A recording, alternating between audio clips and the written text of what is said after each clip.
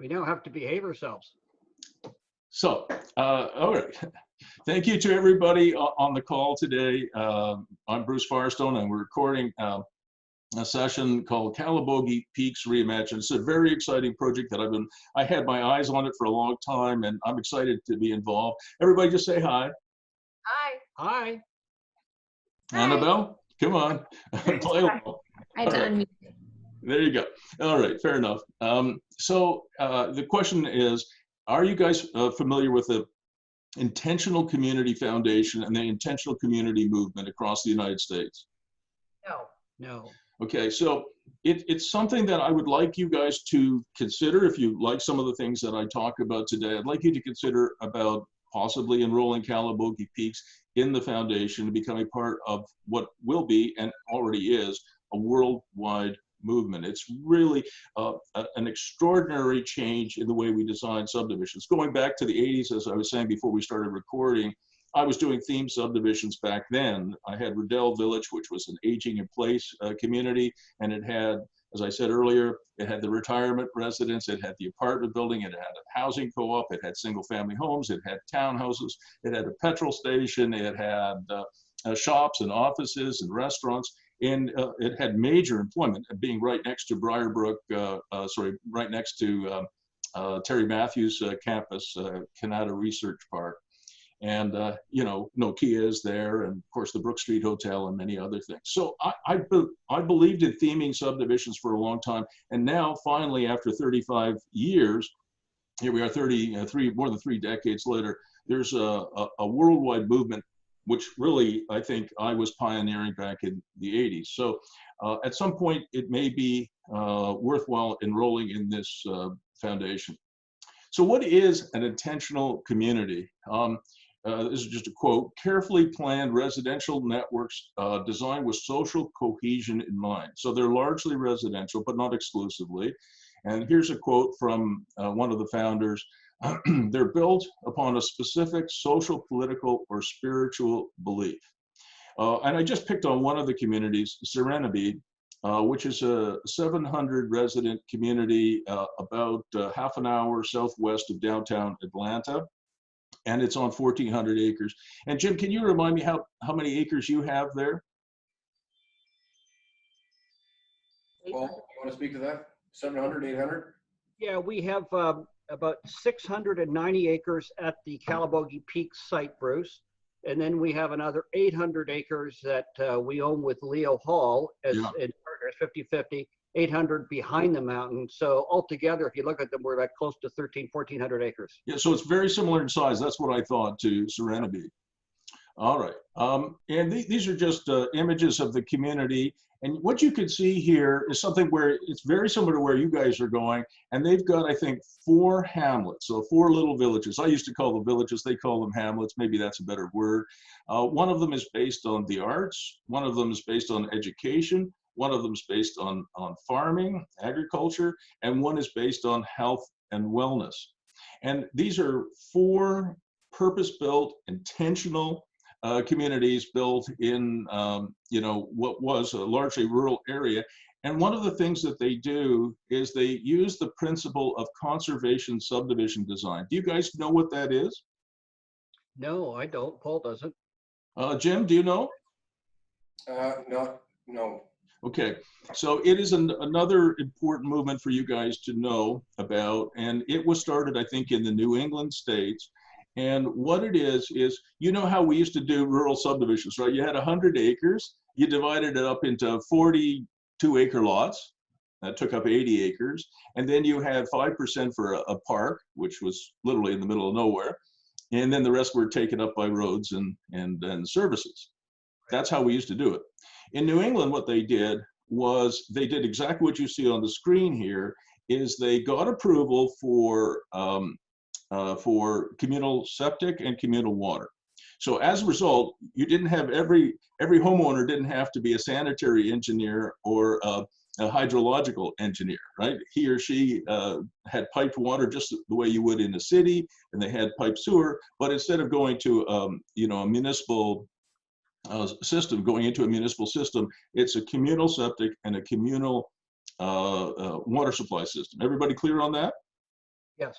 And as a result, you could bring all of the houses much closer together so you could create these hamlets. Because obviously, if you have every house has to have its own well and its own septic, you need much more physical separation because those septics have effluent coming out of them. And for safety and health reasons, you definitely need to have at least a 1 acre lot and preferably a 2 acre lot. And the Ministry of Environment of Ontario has supported 2 acres, a 2 acre lot minimum now for probably 20 years. And I also support that. So everybody said to the original developers, and I was doing some consulting back in the 90s on some of these subdivisions, and everybody said, oh, well, people are, they're not going to be happy with a 1/4 acre block. And this conservation subdivision principle was, wait a second, if you have 100 acres, you're only going to need, to get 40 homes at a 1/4 acre, you're only going to need 10 acres. Everybody clear on that? Instead of 80, we compress the village into 10 acres. You still have a big lot, it's just not 2 acres. And then the rest of the land goes into what's called a conservation trust, and it remains as wilderness in perpetuity. And then we started connecting these subdivisions. So when you did a conservation subdivision, Jim, and then Annabelle did one next to you, and then Liz did one, and then Paul did one, all of these wilderness areas were connected so that it really, truly became, eco-friendly. And it turns out, and we have now 30 years of data on it, turns out that people will pay more for a lot and a house in a conservation subdivision design than in a conventional rural subdivision. So the intentional community movement has embraced that too. So it's kind of absorbed that. And I think, again, that's pretty much where you guys are going, right, Paul? I think that's right, Bruce. We hadn't, articulated it that way, but we have invested in communal water and communal wastewater. Right. So we are ready to, we have been thinking that that density is going to be important for us, but also it's going to leverage off of all the land around it, some of the ground. Yeah, I'm very, very confident that you have like a tiger by the tail. We just have to kind of change the branding a little bit. And some of the design concepts. At least that's my opinion. And I think the other thing that happened with conservation subdivision design is not only did we get higher prices, which obviously helped the developer, we got a faster sell-through. And that's crucial to profitability for you guys, right? You know that if you have 1,300 acres or whatever it is to develop, and you do 2 acres or 10 acres a year, that's 130 years. And Paul, even you and I are not going to live that long. We've often talked about that, Bruce, which is, anything we can do to increase absorption. It's crucial. So the other part of this is that you have to be prepared to, out of that 1,300 acres, you have to be prepared to have, conservation areas that are in the conservation, there's actually, you change the zoning to be conservation, and they cannot be developed. And that is a huge motivating factor. So it turned out that people actually wanted to have neighbors. They didn't want to have neighbors like in the city where they're 6 feet away. But if you think about a 10 or 12,000 square foot lot, your neighbors are quite a piece away, but you still have neighbors. Your kids can still run across to the neighbor and play. You don't need to drive them everywhere. Right? So that's part of this movement, all right?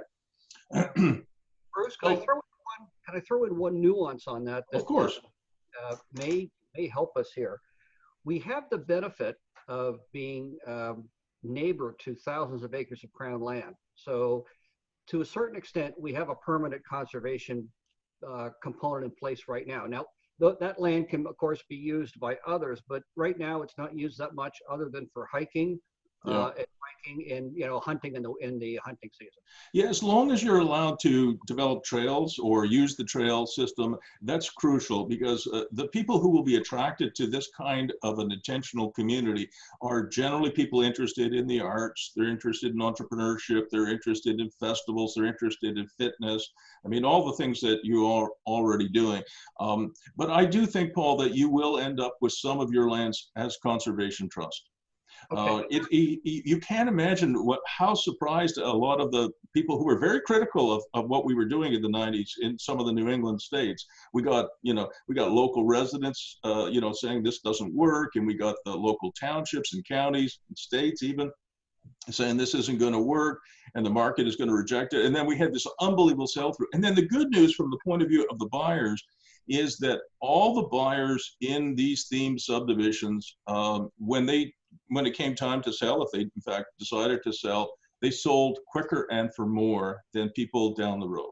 So it wasn't just good for the developers, which of course you are my clients. I want the best for you guys, but I also want, frankly, the best for your residents too. And if they're, I think I told you guys, I know a little bit about Ironside Court in Canada. Did I mention that to you, Paul? Ironside, I don't remember that one. Maybe no. I didn't. I do so much of this that sometimes I forget. But Ironside Court in Canada was a themed subdivision. They did a craftsman subdivision, craftsman homes. Yes. They're beautiful homes. They were designed by Barry Hoban. They had narrower streets, so they didn't have to go to the big streets that you typically see in Canada. And they designed these houses to be craftsman houses. And interestingly enough, this is again going back to the 90s, that Tamarack, the Taggart family, and Barry Hoban put separate entrances into the basement for all of these homes so they could have an income suite in the basement or a home office so that, I have a home office. If people want to come and visit me here, you're all welcome to do that when the COVID-19 thing blows over. You have to come into my house to get to my office. That is not an ideal situation. In my last house, my office had an ingress and egress to the outside. And that's another thing, that the reason why I'm building a coach house in the backyard. Young Matthew is going to live in the upstairs to the 2-bedroom apartment, but downstairs I'm going to have 3 offices so I can live and work on the same site, but you don't actually have to walk through my house to get to my office because clients like to visit, right?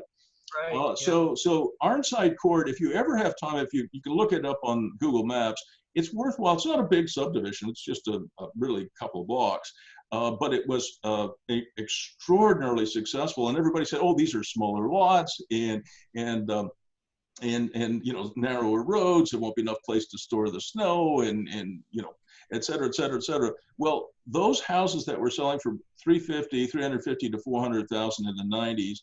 By the time 2000, 2004, 5, 6 rolled around, they were selling for $650,000. They almost doubled in value. At the same time, Richcraft, run by Chris Sengel, was building, hundreds, maybe even thousands of homes in Canada Lakes.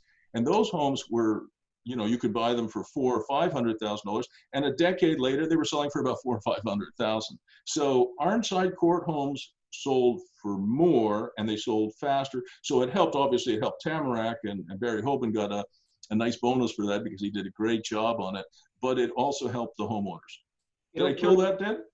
Bruce, I'm going to take it back. You did mention this to Leo Hall and I think I did, but that's now 4 or 5 years ago.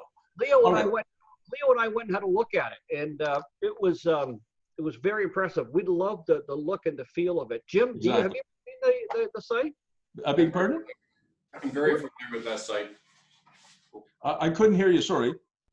I am very familiar with that site. Do you hear me now? Oh yeah, perfect. Yeah. Well, we'll just go on Google Maps here and see if I can find it.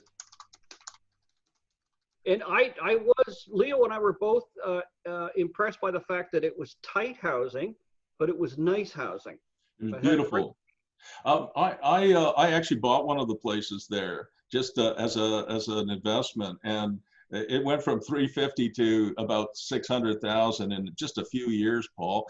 And my house on Zoppo Crescent, which is not very far away, went from about $650,000 to $650,000 in the same time. So you can tell which one was the best. So this is it. You can see it here, guys. It's only like a couple of blocks, really, or one street. It's a P-loop. And let's just take a look at some of the houses.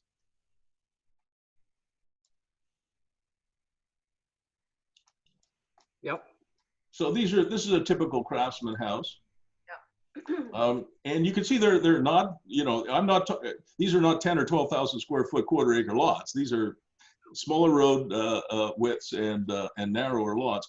But you can imagine today in the year of COVID-19 to have the basement there as an income suite if you need a little extra income, if you're now a senior and you might need some extra income, or if you're running your, you're working from home and you have a separate home office, it's a big, big deal.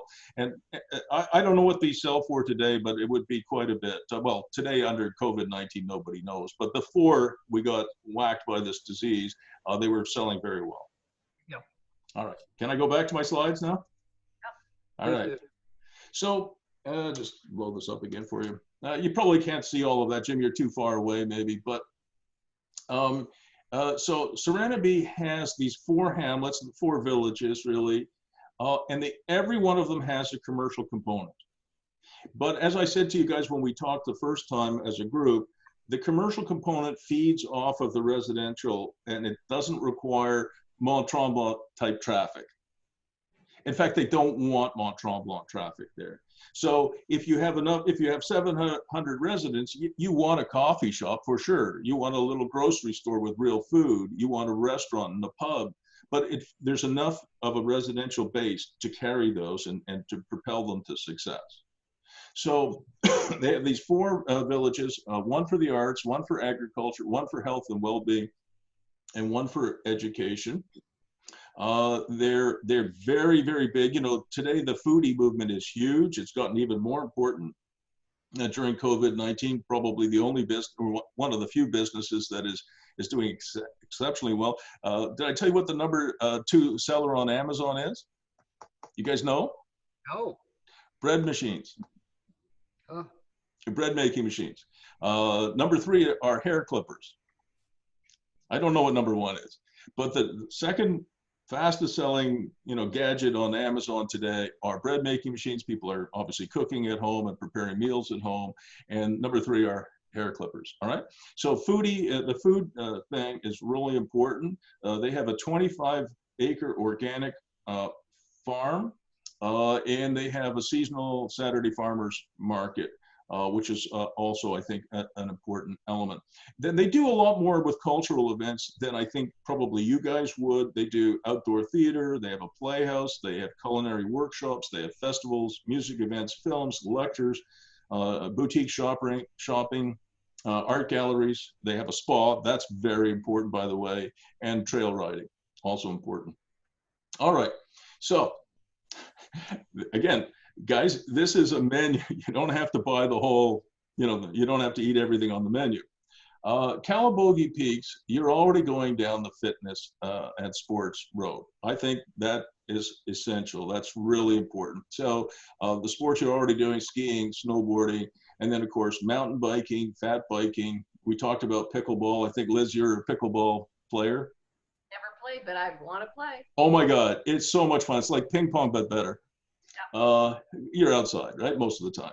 So pickleball, bocce, shuffleboard, beach volleyball, badminton, all kinds of these games. And you notice that most of the games that I'm talking about here are games that all generations can play. So it's very important that, at least this is my opinion, that you are not creating a seniors community. You're not creating a community for middle-aged people. You're not creating a community for millennials. You're creating a mixed age category thing. If you are only appealing to people my age and older, that's going to be a very long sell-through process, in my opinion. And people my age and older are extremely cautious with their money. They throw, $5 bills around like they're, what do they call it? Those, you know what I mean? Manhole covers, right? So I think it's very important to appeal to a much broader age range. And so, but the sports are not going to be, basketball, which it can be quite a tough sport, or football, or even ice hockey. It's going to be things that all generations can play. That's important. And all of them are non-contact, right? The other elements that I think are a big part of your future will be education and learning. That is like at all ages, you'll find people who are 80, still learning new things. You'll find people, of course, in their 20s, 30s, 40s, 50s, learning new things. So education and learning. And, I think you're going to end up with a community that has an entrepreneur in residence, an artpreneur-in-residence, because most people don't realize that artists are entrepreneurs too, but they are. I've taught many artpreneurs. A tech executive in residence. You'll have some kind of financing guru in residence. You'll have a marketing guru in residence. I think you'll have a learning community, and I think that's a big, important part of attracting the right type of audience who will be successful. You're also going to appeal to the gig economy. As you know, I've been predicting for a number of years that we are going to go to a gigpreneur economy. Everybody will have a side hustle. My side hustle is coaching, being a realtor. I think that COVID-19 is going to accelerate that. I found out on Friday of last week, 7.2 million Canadians have signed up for the CERB benefit, the Canadian Emergency Response Benefit. I mean, 7.2 million Canadians have become unemployed in 3 months. That has never happened before in Canada.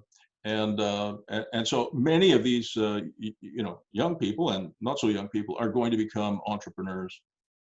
So you're going to end up, I think, also with maker spaces and workshops. That's going to be a big part of your functional program. And I even have an idea for you guys, which is to create a Calabogie dollar. Ah. And, there is a Calgary dollar, there's a Kawartha loon, and there's going to be, if I have a chance to coach you guys, there's going to be a Calabogie dollar. People can actually earn Calabogie dollars and spend it in Calabogie. And we'll talk more about that later. I think agriculture, we already talked about that. The backyard homesteading movement is going to be an important part of what you do up there with farm-to-table restaurants, farmgate marketing, micro gardens, tool sharing, you name it. Number 5 on my list here is the fee hash movement, which I did mention to you last time. For every home, a job. I think that's really important. There's no better way to lower your CO2 production than to live and work in the same place. You don't have to get in your car and drive 45 minutes or an hour to a job every day and burn anywhere from 1 to 7 tons of CO2 a year just driving. So I think that's going to be an important part of what you do. And there are other things that you can do. You probably already have thought of it to be an energy saving community. You can certainly use geotransfer. You've got lots of water bodies up there. There's all kinds of solar stuff that, obviously solar power, but there's other things that work really well, even in a cold northern shelf city like Ottawa, like solar air walls and solar hot water. They're very cost effective. In fact, solar hot water and solar air walls are more cost effective than solar panels. And you may not know that, but there's a lot you could do. And theming, as I said, is really important because the buyers that you're going to attract, and even the tenants that you're going to attract, are going to buy into the theme. I mean, that's what has worked for all the intentional communities, which is just a new name for stuff that, frankly, I've been doing since the 80s. All right? And then we talked about some additional themes, maybe having a horse country village, maybe a dog park, an artpreneur village, an entrepreneur village, maybe even a tiny house town. A lot of people like tiny houses, especially young people. And I don't know if you know the tagline for the tiny house movement. It's less house, more life. I like that. It's great. So you might have a tiny house town. Now, you wouldn't mix the tiny house town with the expensive towns and the expensive singles. I understand that, but there are a lot of young people who are absolutely sick. They've seen their parents and their grandparents, yoked with the huge mortgage payments. They don't want that. And I think that for me, the theme, the underlying theme of all of this is a financial model for Calabogie. Don't live within your means.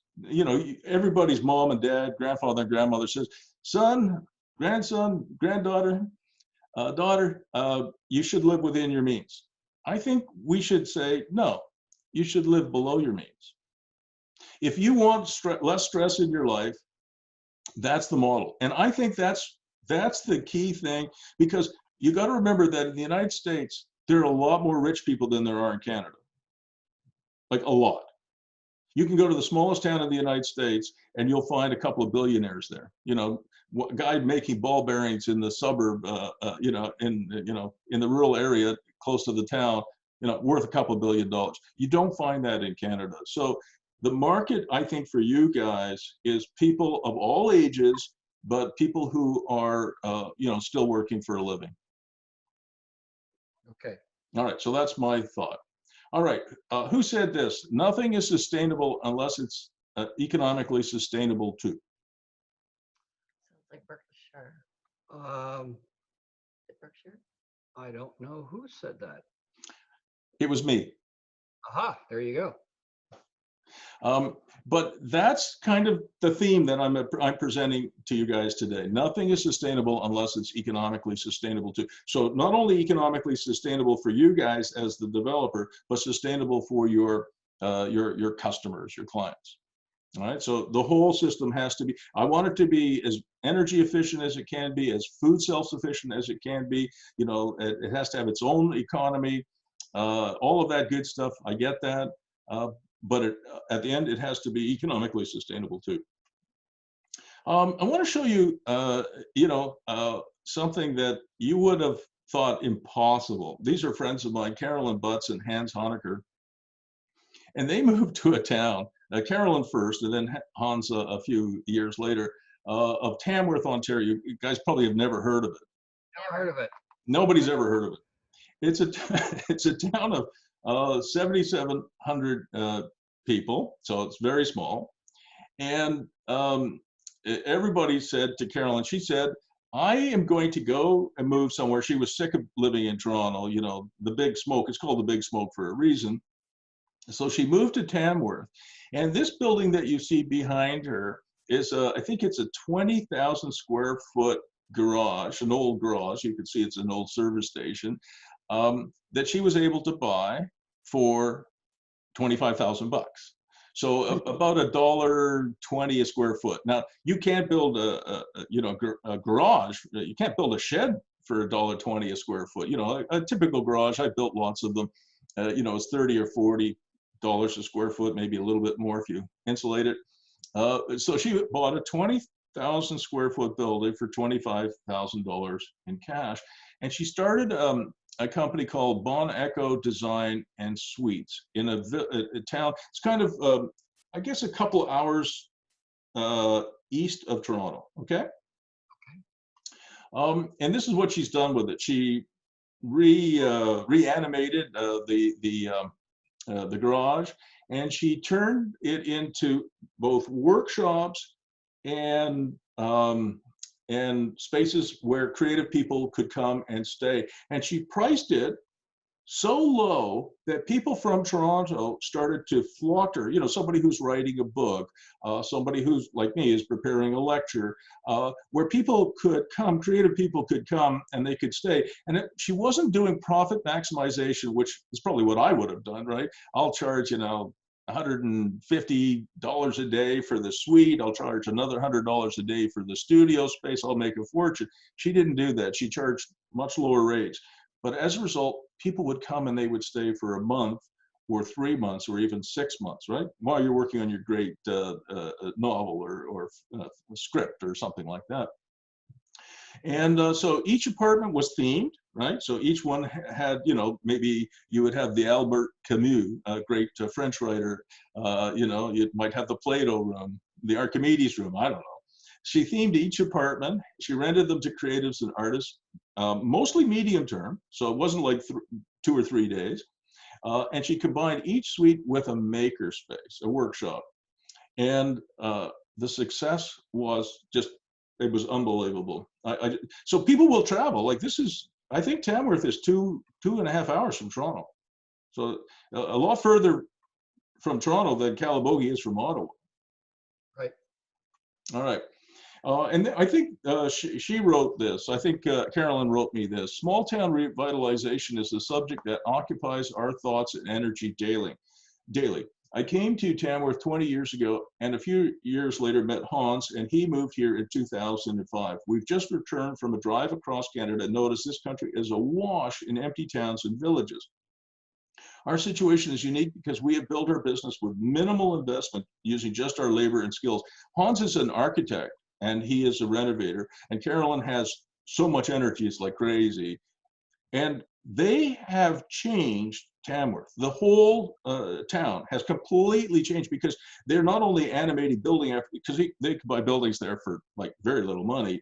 They can buy lots of buildings, which they have, and renovate them and animate them, but they've been teaching the townspeople how to do it. And as a result, Tamworth is now, or at least before COVID-19, has turned from what was going to be another ghost town into quite a prosperous town. And I wanted to show you an example that if you have the right vision and you brand it properly, I believe that Calabogie will have a huge success. I mean, you already have a great success, but it'll be bigger, that's all. All right, here's some lessons that Carolyn passed on to me, which I'm passing on to you. Change should come from within. I chose to live here first and started by painting the outside of my own house. She grew it slow. Locals will be more supportive and accepting if you go slow. Respect and include locals in the journey. She was teaching them how to do it for themselves. Be creative and resourceful. Do it for a lifestyle, not as an investment per se. And don't overcharge, right? You are better off, in our view, with longer stays at a lower per night charge than shorter stays at a higher prices with more vacancies and more changeovers. And those were the lessons that she learned in, you know, more than 20 years now of doing this. So what she's been doing, and I have other clients, I've got clients in Saskatchewan buying a whole town. I think there's a CBC series on, didn't a rich family go to a small town and they owned the whole town? Yeah, I've heard a story like that before, yeah. But you guys must know, isn't there a show on CBC about just this kind of thing? Oh, I don't know. I think there is, with Eugene Levy. With Eugene Levy, okay. Yeah, You guys are not helping much. Sorry Annabelle, is that your baby? No, we don't get CBC here, so Okay, I want to check out Annabelle's baby. that's Graham. Hi, Graham. Oh, he's cute. How old is he? A year? 16 months. 16 months. Oh my gosh. Are you having fun? Yes. Good. It's Wow. not easy though, right? No. Maybe your mom and dad knew a thing or two that you didn't know either, right? As you become a parent on your own, right? Mom becomes smarter. Hey, Graham. All right. So I think I've dealt enough with this. And you can see some of the studio. So the maker spaces are an important part of this. So it's not just, Calabogie is not just a place to go and ski, not just to go, place to go and sit on your derriere, but it's a place you could go and create a new venture. It's a place you could go and make something, right? So there you go. All right. Let's see what else we got here. All right, so let's talk about, this is really important, I think. How do we restart the cash engine for Calabogie? Because you've still got 32 towns and condos to sell, if I understood it right. So that's your cash engine. We've got to get these things sold. And so I looked at one in particular, and it was this one, the Cedars. And yes, I just loved what you guys have done here. So if I understand it correctly, this is its own micro suite here. That's right. And it has its own entry to the outside here. Yes. That's right. And it's quite big. It's 366 square feet. So as micro suites go, that's actually pretty big. Okay. And what I wasn't sure is, does it have its own micro kitchen here? I wasn't sure if that's a micro kitchen. It's a kitchenette. It has kitchenette and a small bar fridge and a microwave. Yep. Perfect. And does it have a hot plate too? You can, put but it wouldn't be much to put a 110 volt hot plate in there. It wouldn't be difficult. No, you could outfit that with a bit more of a substantial kitchen, without a doubt. Without you put another, something here as well. So you've got a micro suite here, and then you've got this really nice apartment here. They can be together or they can be separate. So this micro suite here could be its own rental unit. So if I bought one of these Cedars, my wife and I, if we were on our own, we could live in the one bedroom and we could rent this out. Right. We could rent it out on Airbnb. We could rent it out, on a long-term basis. It would be up to us if we bought it. Right. All right. So what I did was I looked at these units, and I thought your condo fees are quite reasonable. I don't want to tell you this, but I have a condo with a townhouse condo with $1,300 a month condo fees. So when I see $383, that looks pretty good to me. And it includes heating and air conditioning, which is great. So I actually did a little bit of a spreadsheet for you guys, and I think that they're selling for around $317,000. That's right. Is that the A and B together? That's D and B together. Yeah. Together. Yeah, it's the total package. And does that include HST? No, it does not. Okay, so I did not. This is not correct then, because I thought it included HST. But anyway. Unfortunately, because it's the first time the unit has entered the market, HST is payable. Yeah, I wasn't sure. That's why I put a question mark here, Paul. So, but presumably you're going to charge HST, but you're going to give the HST rebate to the buyer. Yeah, what we have said to buyers is if it's your principal residence, your HST should lower down to about 5% all in. Yeah. Nobody's asked us to run the rebate for them yet, Bruce, and but maybe that comes up in the future. Yeah, you should offer them the rebate, because you know, that's almost all of the new home builders offer the, you know, they charge HST for sure, but they give the HST rebate, and it's significant. So especially on something that's not $1 million, right? On $1 million homes, HST really adds up. So I put in land transfer tax and some legal costs. I got 321,759. It will actually be higher than that. Now, this is something you may not want to do, but if you want to make these things sell like hotcakes, you might consider putting them up for sale with a 5% down option. I'm not saying you should do anything, but it's part of the menu that I'm serving up today. That you know, for young people, you know, there are a lot of young people who have these side hustles. They can work from Calabogie, they can work from Ottawa, they can work from anywhere. And you know, a lot of young people who are renting condos right now in downtown Ottawa on, say, the 30th floor of one of the condo towers, they're not real happy. Number one, they're renting, and number two, you know, every time you want to get a liter of milk, you've got to find your way down 30 flights of stairs if you want to avoid the elevator. Right. Otherwise, you're in the elevator. Who knows who's in the elevator with you? So I'm not sure that I would want to be building, you know, another 30, 40, 50-story condo tower in Ottawa today. I'm not sure I'd want to. I mean, look what happened in Manhattan. Did you guys see that 41% of the rich dudes in Manhattan left when the COVID-19 thing just crushed them? Yes. Because they're, you know, you're on the 60th floor.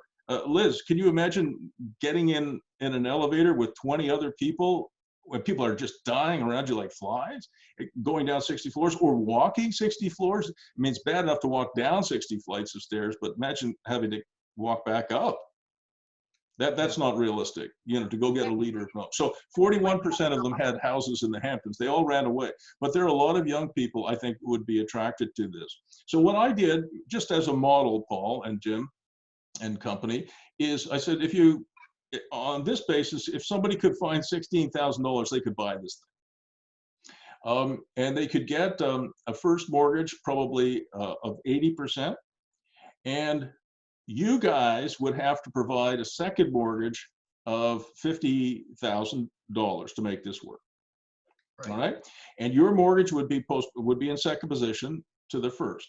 And I'm not saying you should do this, but a lot of my clients in this situation, when they're trying to blow out 30 units or 32 units, they'll do this.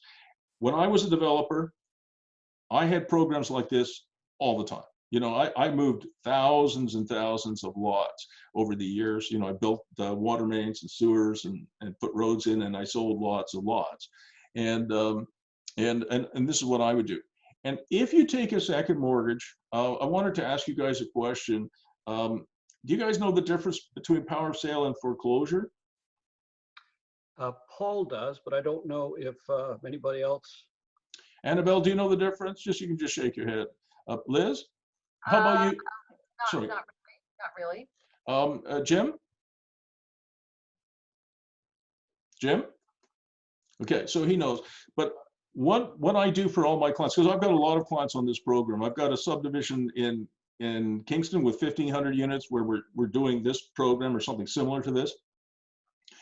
So what your lawyer has to do is he or she has to put in every sales agreement and in the mortgage documents both power of sale provisions and foreclosure provisions.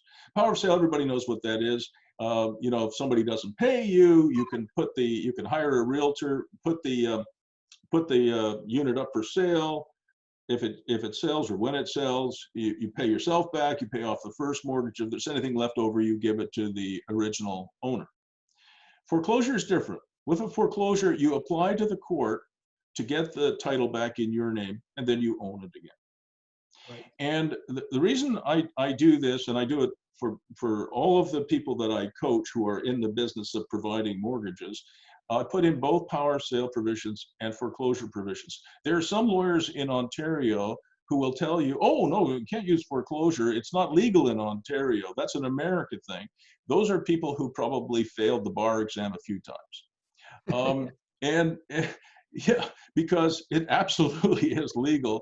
And we put that in there because the worst time to sell a unit is when there's a problem, right? Maybe the market is down, or maybe the owner has not kept it up properly. So in almost all cases, most of my clients will foreclose as opposed to power sale.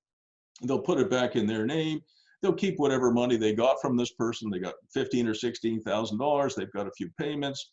All right, they own it again. They repaint it. They sell it again when the time is right. So you put in both foreclosure and power sale, and it's your option. But power sale, whenever you power sell something, it has a stigma attached to it. And I would not want to see, if you had 32 units, you blow them all out, and you have 4 power of sales, I would not want that on the system. Because under power sale, you have to put it on MLS. It has to be exposed to the public. That's the worst thing to do. It gives the whole area a stigma. So we definitely don't want to do that, in my opinion. Now, you'll notice that this financing actually ends up being 101% of the purchase price. And the reason for that is it's 80% of the purchase price, not of the cost to close, because these are additional costs which you cannot get a mortgage lender to fund. And in fact, it's going to include, it's going to be a little higher because of the HST thing, but there you go. So if you were willing to do that, typically you would do a $50,000 or $52,000 seller take back mortgage in second position for 3 years. It would match the 3 years of the first mortgage. That's typical. You would get 4.5%. You would have some amortization, so it wouldn't be interest only. So you're getting some of your principal back every month. And then presumably when it matures in 3 years, hopefully the units have gone up in value, the mortgages have gone down, and the buyer can refinance and pay you out. Bruce, Yes, of course. Yeah, a couple of questions on this. Jim and I just coincidentally dealt with our first example of this, not with the vendor take back, but with the small deposit this past weekend. We had a young guy selling a place in Canada, wanting to buy one of the little 1-bedroom units. And he said, look, I don't have any money until I sell my place. And his sale is scheduled to close July 16th. And the conditions have now gone away on financing on his sale. And so we thought about over the weekend, Jim and I talked about it, and we decided, we asked him, do you have any money to give us for a deposit at all? And he said, yeah, I've got $2,000 right now, and then I don't have anything else. We went ahead and took it. And we thought we would do the deal. He's having it reviewed by his lawyer now. And we thought, what the heck? If we make a reach out, we want to get some sales going. We checked him out just visually and on phone. He felt okay. But it felt appropriate to kind of reach a little bit to get some mojo going. I agree with that. And the one thing I do want you to do, though, for sure, Paul and Jim, is to put foreclosure rights in your seller take-back mortgage.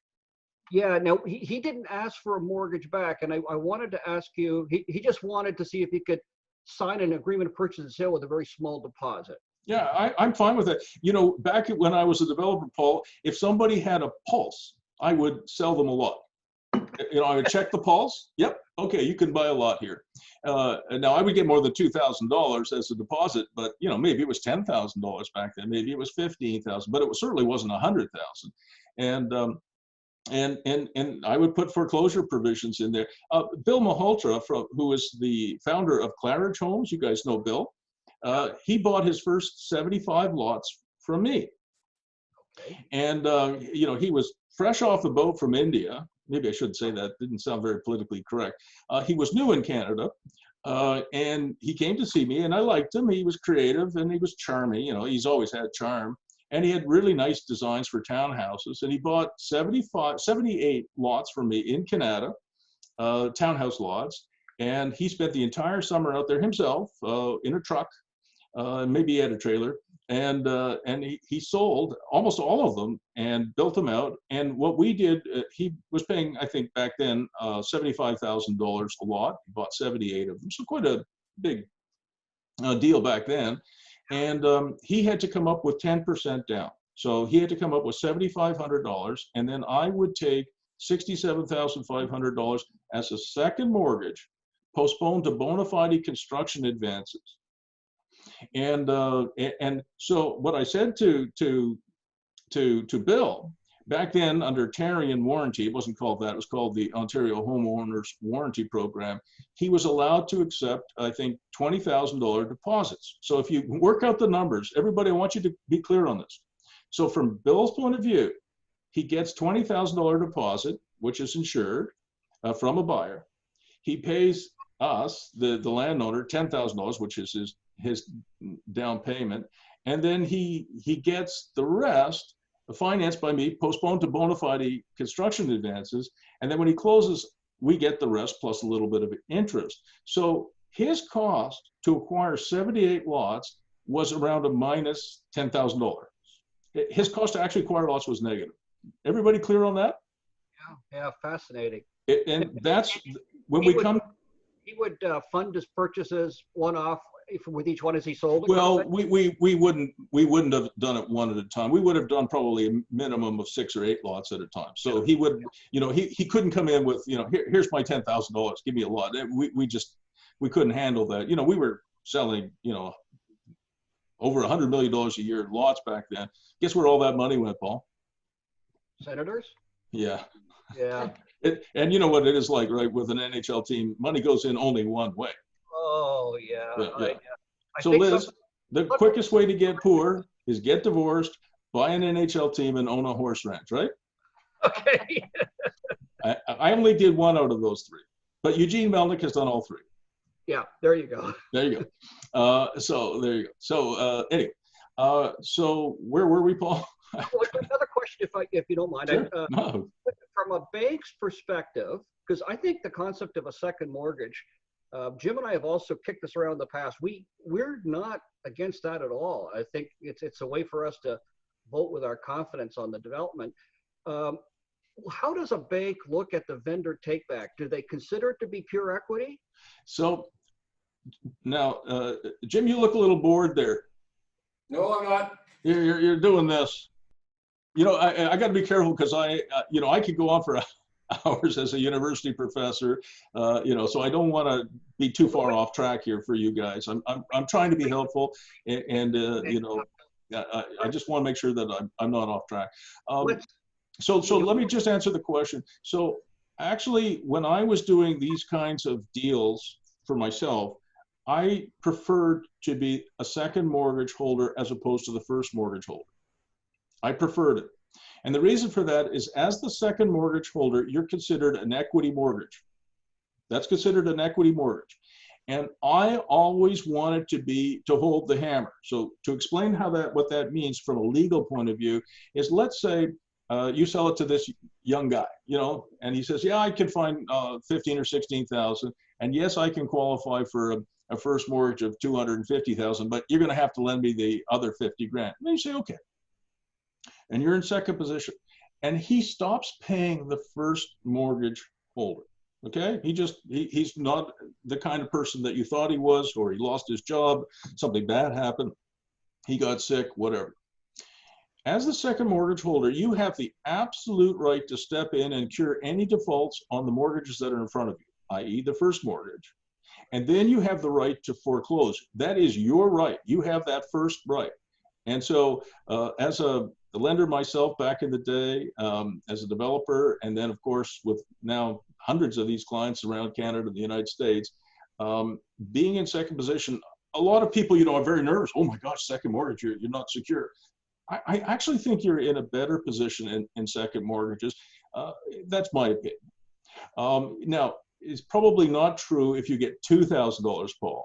But if you Right. got $16,000 down on a sale like this, or $20,000 down on a sale like this, if something goes wrong, you keep that money plus any payments he or she has made, and I think you're actually in a better position in second. The other thing that you'll see here is that probably most of the first mortgages for your properties, your buyers are going to get them from secondary lenders. Now, not if they're wealthy people. I mean, if they're like, I've got clients who are former school teachers. They sell their house in Canada Lakes for $650,000 or $700,000. They've got all that cash. They've got good pensions. You don't have to. This is a transaction for younger people or people who are still struggling.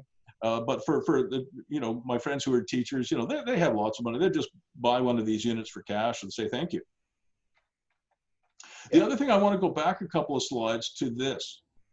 The reason I really loved this unit, guys, is that, remember, if this thing is rented, and speaking for myself, I would not rent it on Airbnb or vacation rental by owner. Even before COVID-19 hit, I would not do that. What I would do is, if my wife and I bought one of these, this would be our unit, and we would rent this to a young couple who just need a place to start and a place to stay, and it's not very expensive.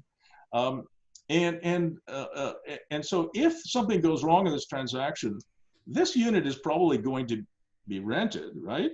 And so you're going to have some committed monthly recurring revenues while you're foreclosing on them, right? So I really like this model. The other thing that's possible with this model, you guys, is, let's say I bought one of these units and I'm a personal support worker. I have my PSW certificate. Maybe what I do is, instead of renting this out to a young person or a young couple who need a place to stay, maybe I take in an elderly person, and she can or he can stay here, and I'm a PSW, I've got the bigger apartment, but I can go in and check on her a couple times a day. Did you take your pills? Are you eating? Do you need any help, etc.? I'm a PSW. And what do you think you could charge for something like this if you took in a senior? Great question. $3,500 a month. Was that you, Jim? Yeah. Yeah, so in Ottawa, one of my best friends, Kelvin Burnett's in a Claridge, actually, he's in a Claridge retirement residence. He pays $5,500 a month. And his unit isn't 366 square feet, it's smaller than that. Wow. $5,500 a month. Now they have beautiful, marble reception areas and the marble dining room, but you don't live in the dining room on the ground floor, right? And it's really, it's a terrible unit. I mean, he doesn't even have a bed. He has a cot. He doesn't have a kitchen. He doesn't have even a micro kitchen. He doesn't have a wet bar, Liz. He just has like a kettle and a sink.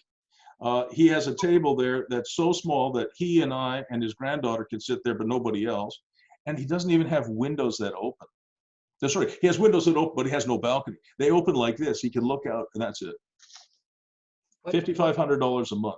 But that building comes with a food service and all the other things that. Yeah, that is true. But have you ever eaten there?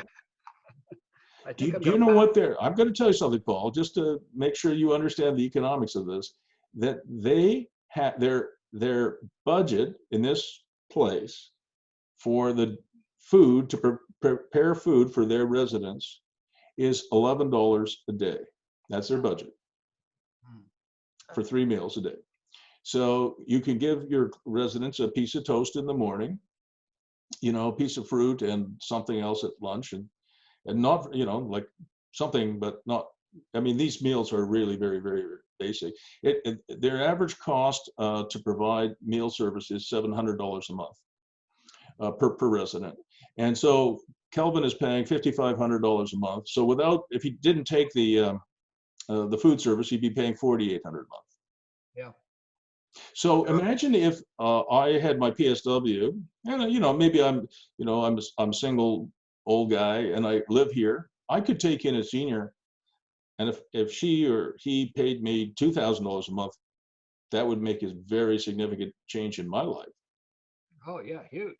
And that's committed monthly recurring revenues. You know, I don't have to worry, you know, if I took in a senior, she might stay with me for 6, 7, 8 years. You know, I don't, on Airbnb, you got to turn them over, you got to clean them and all the rest of that. So I think there's a lot you can do with these units. So I did some work on what the economics look like from a buyer's point of view.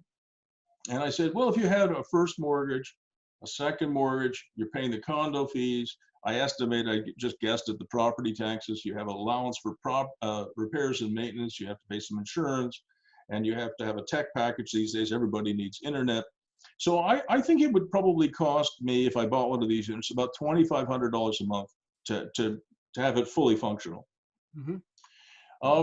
But if I leased out that little micro suite for $695 a month to some nice young person, gave them a bit of a tech package, made them pay a little bit of utilities, then you know, I think I could probably live in my own place for around $1,500 a month. And don't forget, that's 95% financing. Everybody clear on that? Yep. So I think this has a lot of potential for first-time home buyers, people who are sick of living on the 30th floor of a condo tower, whether they're young or old. This has really good gigpreneur. It has gigpreneur written all over it. And it's part of the fee hash movement for every home a job. So my job, if I'm a PSW, is take in an elder and provide elder care. All right. So when I looked at this, it means that the cap rate, everybody knows what a cap rate is, right? Annabelle? Everybody knows what a cap rate. So when I actually looked at this particular unit, the cap rate on it, if I were just an investor, getting 95% financing on this, is around 6.5% per year.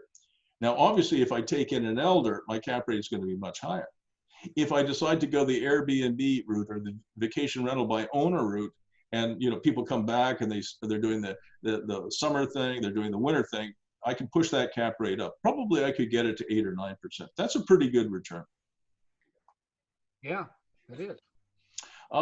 So what is the market? Paul, you asked me what is the market? Well, I think some investors are going to buy these, especially the ones that we've just gone through. Obviously, homeowners could buy it. People who are into the recreational aspect. The lock it and leave crowd, you guys know there's going to be fewer of those for the next few years because a lot of seniors are not going to be able to go to the United States next winter. Like the insurance costs until this COVID-19 thing passes, for somebody my age, 68, to go to the United States and buy insurance to live there for 3, 4, 5, 6 months, I don't even think you'll be able to get it. Interesting. I never thought. You know, the snowbirds I think are stuck. Yeah. You know, in Canada for at least a year. They're grounded, right? Just like unfortunately, our snowbirds in BC are grounded. Yeah. I think young people, and I really want to emphasize the gigpreneur market. That is an exploding market. And Bruce, for the gigpreneur market, part of the related question is, how can they get their gig going in Calabogie? Or do you think some of them might be getting their gig going in Ottawa and using Calabogie as a commute? No, I don't think so. I think they're going to move. I do. You know, I have you know, I'm also a realtor. You guys know that, right? So I see the stats that we're generating right now, and the amount of interest in rural property has skyrocketed. At the same time did you guys see the stats for home sales in Toronto? Down 64%. Wow, I didn't see that. No. Yeah, they're down in Ottawa too, but not as much. So while interest in urban properties is doing this, interest in rural properties is doing that. Right. So you know, unfortunately, it's a terrible, terrible time and everything else that goes with this pandemic.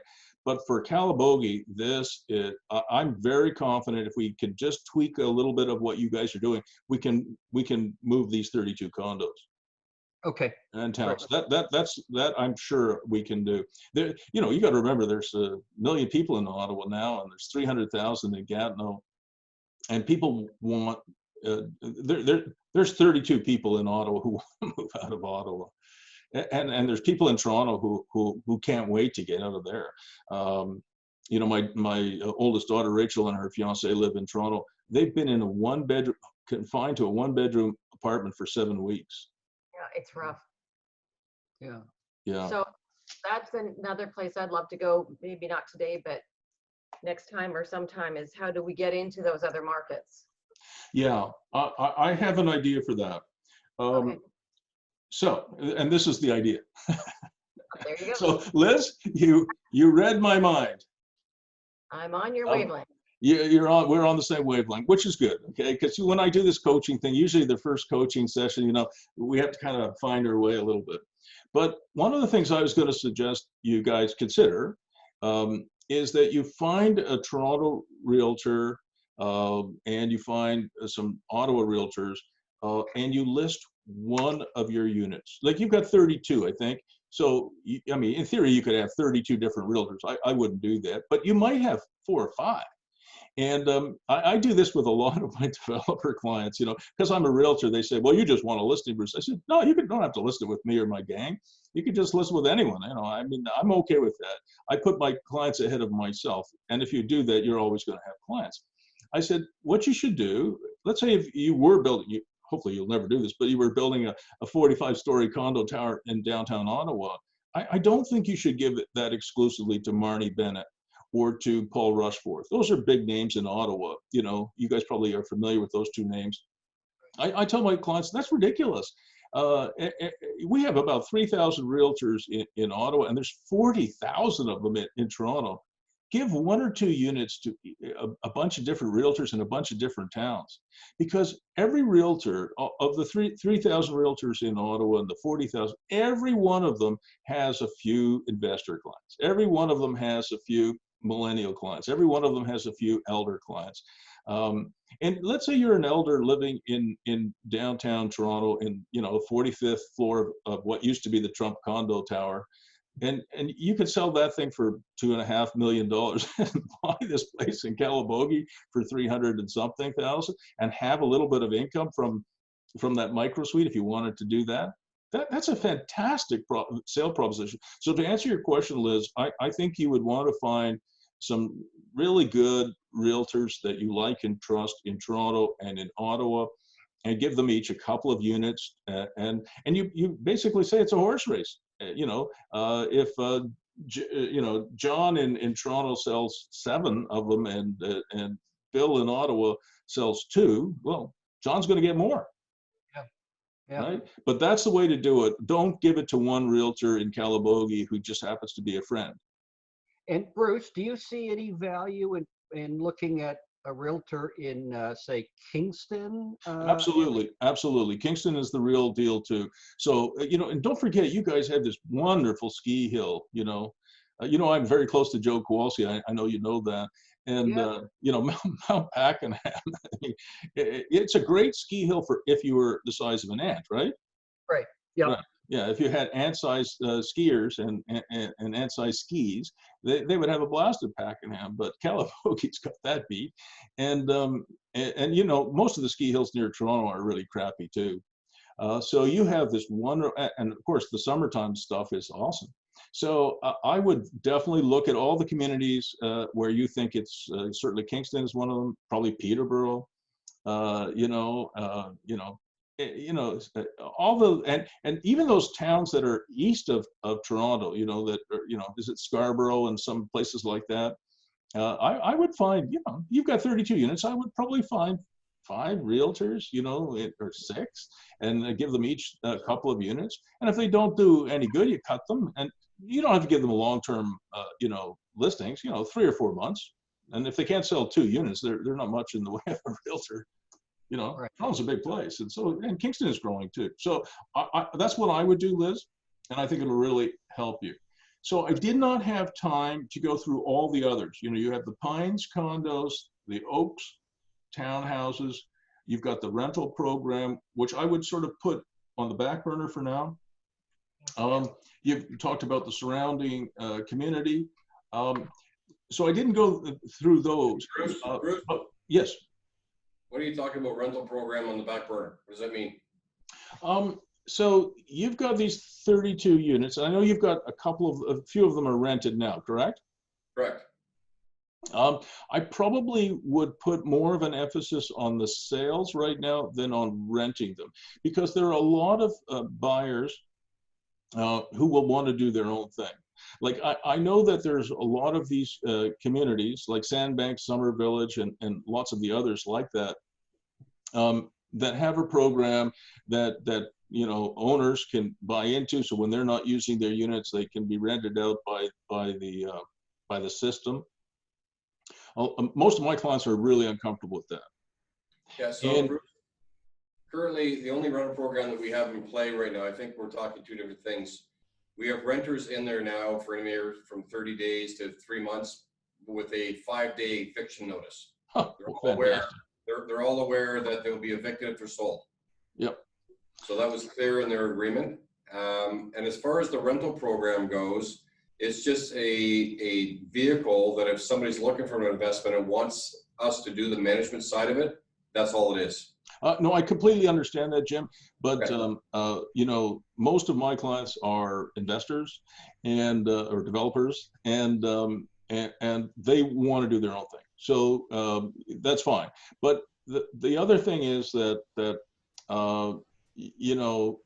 well, I guess we've said it all. I understand. I think the emphasis right now, because it's the cash engine, is to try and sell these, and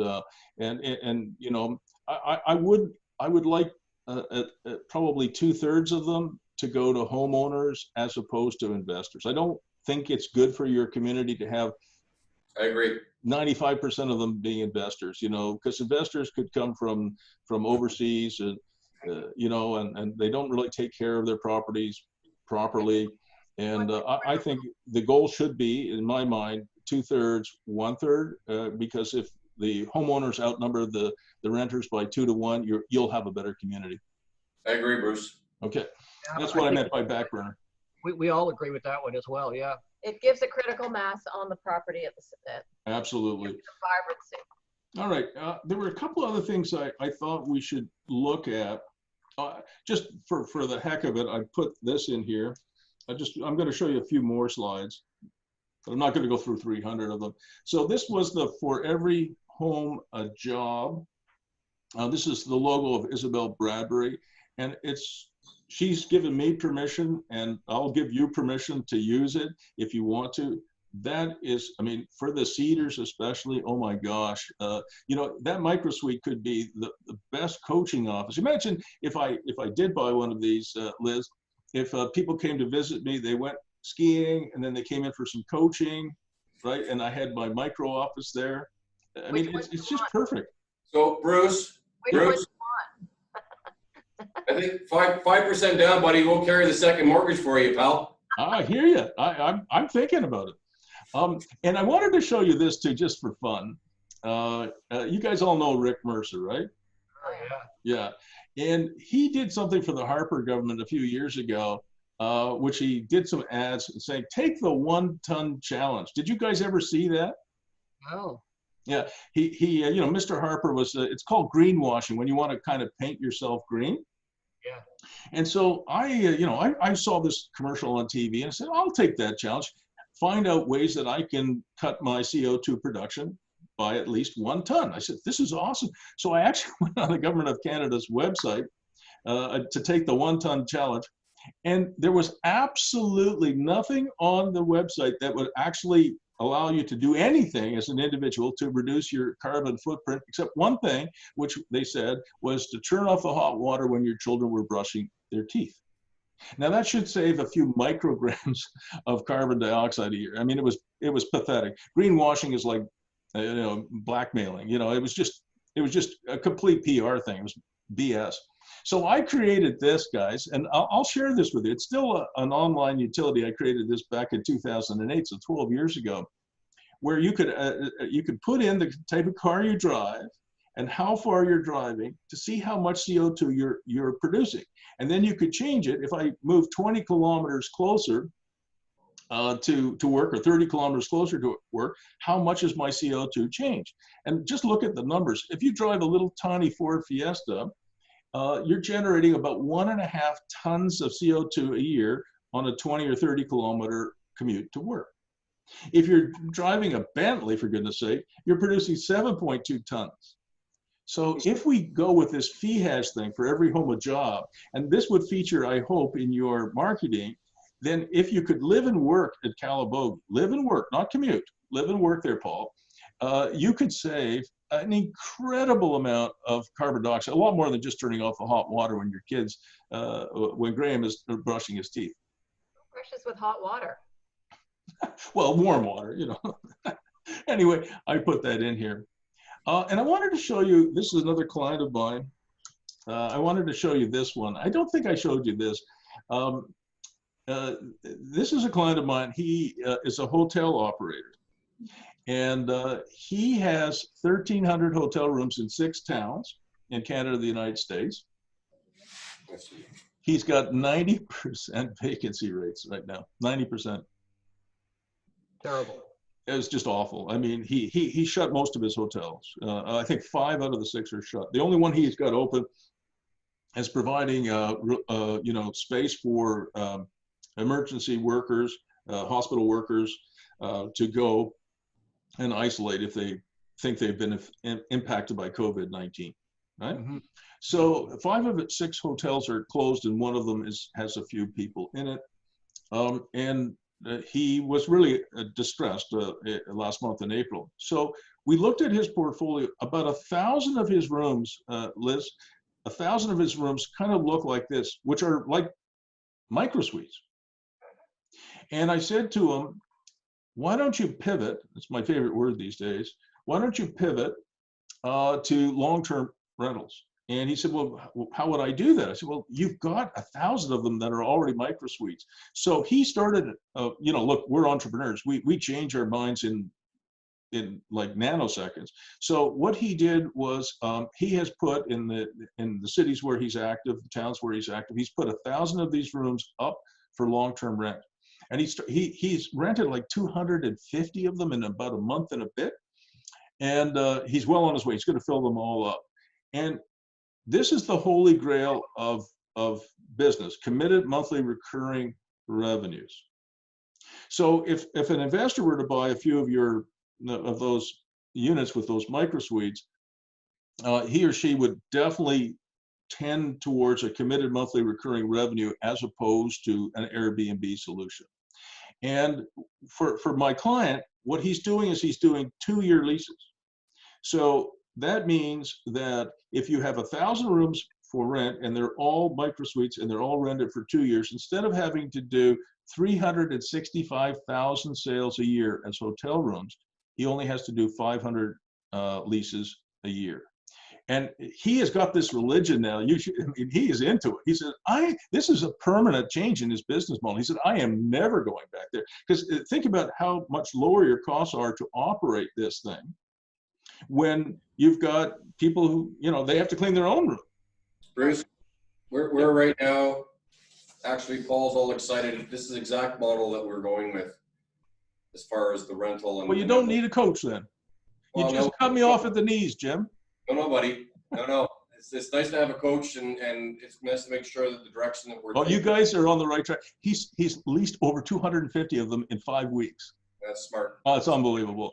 And just to tell you where this idea comes from, at least for me, you obviously had the idea first, but I was friends with Costa Pilavaki. He was the son of the Greek ambassador, and the Greek ambassador and Costa, with his mom and dad, they lived in the Chateau Laurier in downtown Ottawa. They had a beautiful suite of rooms. I thought, how awesome. So the model of having hotels that also have permanent residents is not really new. I mean, that goes back to the 60s, right? But, you know, as a young boy, I thought, oh my God, you live in a hotel and somebody opens the door and there's a pool in there. You can have all kinds of cool facilities there. So it is a wonderful model. His costs are dropping and his revenues are increasing. And he said, I'll be more profitable. And he will have 300 rooms that will go into the short-term market when the short-term market returns. That's fine. That's a little bit of gravy for him. But his 1,000 rooms, he will have those fully rented, I think, within 4 months. Hey, Bruce, can I ask you to think about a thought between now and our next meeting? Yeah. We're just tinkering with this, as Jim said as well. we are focused on trying to see if we can do it in the unsold condos and townhomes, and it's a bridge to sale, right? Bringing a little cash. Yep. What we wondered though is for our community, there's clearly some value in maintaining some kind of hotel operation in the community because we think it adds a little bit of glue to it, a little bit of action. And so the way we've been thinking about it is in a perfect world, we shrink our hotel down to just operating a 25-room boutique hotel and having that as a place where people in the community can bring family and friends in and stay if they want to. And then we're into a smaller cost nut, if you will, right? I think that's exactly right. I don't think even if first of all, he has 1,000 rooms that are set up as micro suites. He doesn't have to invest a single nickel to change that. The other 300 are just hotel rooms. But even if they were micro suites, we had exactly the same conversation. Because he is a hotel operator, he is going to keep 300 anyway as hotel. And one of the neat things about it is it will happen very quickly. In the townhouse condo where I pay those ridiculous condo fees, the tower, which is next door and is connected underground, has guest suites in it. And the people in the tower and the people in the townhouses definitely, when your daughter or your grandson comes to visit, adult children come to visit, they have guest suites and they're always booked. So you're absolutely correct. But again, your hotel will, like all the commercial services, will be successful because they're drawing from the community. They're not, you won't have to worry about, geez, like my friend, he had to do 365,000 sales a year to keep every one of those 1,000 rooms full if everybody just stayed one night. And to reduce that from 365,000 to 500 sales a year is really a tremendous change in workload. So I agree with that. I wanted to show you this too. These are UBC micro suites, University of British Columbia. I'll just make them a little bigger here. These are 140 square feet. 140. 140. I didn't think it was possible. Oh, my God. What does the rest of the room look like? I beg your pardon? What does the rest of the room look like? I'm going to show you. Oh. I'm definitely not going to keep it a secret. Oh, God. Right? So I'll show you. So here's you've got a little hot plate. You see that, Liz? A little hot plate there. You got the bar fridge there. The one thing they don't have, which I would have put in, would be a microwave. I think that would be very useful. Yeah. Then this is the room itself. So there's and do you notice how the bed folds up into a desk and the desk into a bed? Uh-huh. Smart. And there's the bathroom. Yeah. And here's the floor plan. So it's 140 square feet. Bathroom here, bed, which turns into a desk here, kitchenette, closet, and open space for storage. 140 square feet. Unbelievable. Unbelievable. Yeah, there's a few other things I wanted to show you. So when you go through, you don't have to apologize for having, I only got 366 square feet. Trust me, UBC 140 square feet. Yeah, exactly. Here's a micro suite that my wife and I did recently. This is Dawn. Say hi. Oh, Don. Is this your wife? Yeah, that's Dawn. Yeah. Oh, nice. So we turned my old garage in one of the buildings I own into its own micro suite. We did. We put in an epoxy resin floor. I don't know if you guys can see it on the screen, might be too small. This is an insulated garage door, R12, and it has a man door in it. Can you see the man door here? Oh, yeah, that's great. And so we have an epoxy resin floor. I put in a 14,000 BTU gas fireplace. So if anybody wants a sauna, this is the place to go. You turn it on, you're toasty warm. So you got a little bit of a living room here.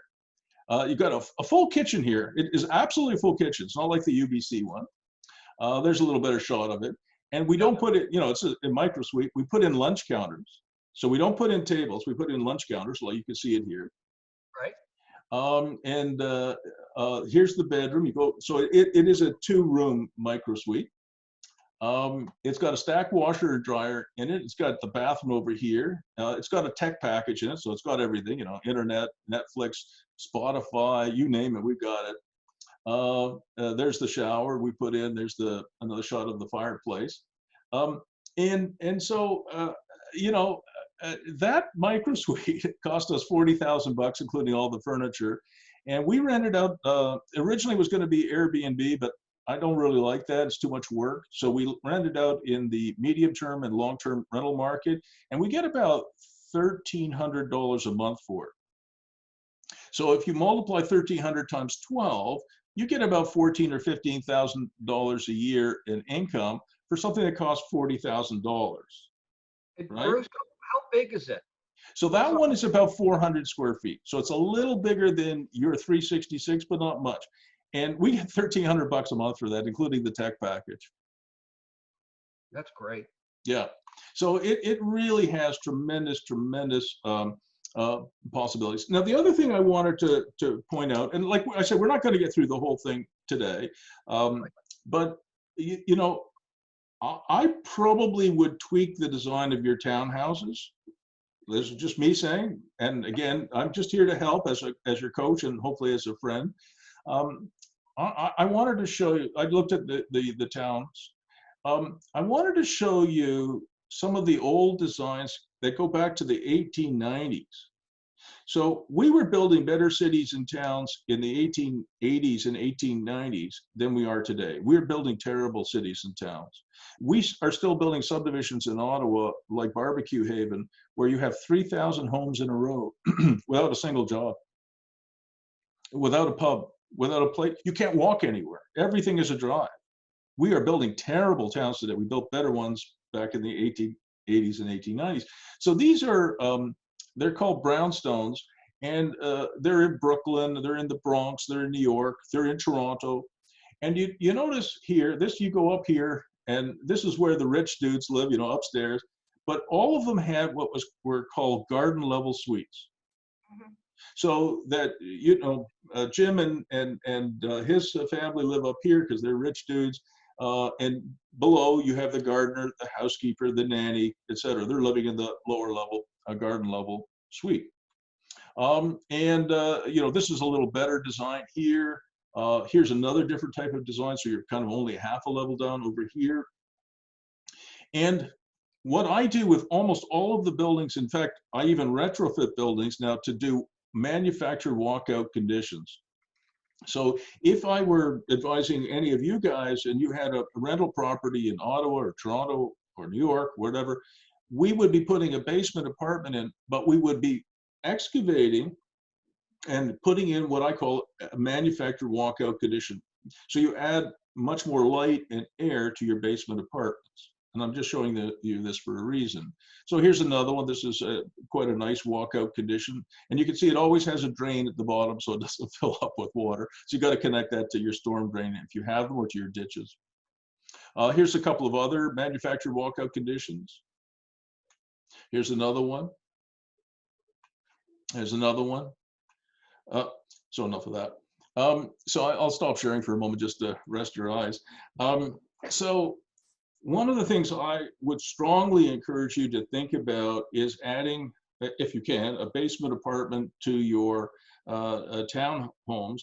And exactly as you've done with the Cedars, you would do it for your townhomes, so that the people, whether they're investors or just homeowners who buy it, again, you can live upstairs and you have a micro suite, or you have a basement apartment that you can rent out, or you can have your home office there. You can take in an elder, whatever you're going to do with it.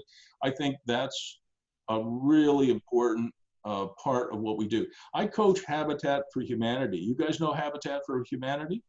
Sure, yeah. Yeah. And so about 2 years ago, I started coaching them. And I'm a big believer in give a person a fish, not a fishing rod. And what that means is if you give somebody a fish, they eat for a day. If you give them a fishing rod, they eat for a lifetime. And so when I said, you know, Habitat for Humanity, they were looking at me much as the way you all are looking at me right now. What the hell does that mean? So what I said is, I want you to change your business model. Now, when you ask a company or an organization the size of Habitat for Humanity to change their business model, there's a lot of sighing going around the room, because it's like turning around the Titanic. It takes a long time. so I said, what I want you to do is I want you to build single family homes with a basement apartment or a side yard apartment, so that the people who are buying these, because Habitat for Humanity, most people think they give their homes. They do not give their homes. You have to, there is a mortgage and they have to pay for that. Not very much, but they have to pay something. So I said, if you give them a side yard apartment or a basement apartment, they will rent that out and they will have a little bit of income. That's the fishing rod principle. And they said, no. They said, absolutely not. The people that our clients are not sophisticated enough. And I said, I think you're underestimating your clients. Many of them are from places like Somalia or from the Middle East or from Haiti or wherever, countries that are many of them quite impoverished. And I said, everybody I know, because I know quite a few Haitians in Montreal and in Ottawa, they're all entrepreneurs, because in Haiti, if you're not an entrepreneur, you don't eat. There's no such thing as the CERB benefit in Haiti. The Canadian Emergency Response Benefit doesn't exist in Haiti. Forget that. If you don't have some kind of a gig, you starve in Haiti. You just die. So I said, you're underestimating the entrepreneur. And they said, absolutely not. And can we go on? So we talked about some other stuff.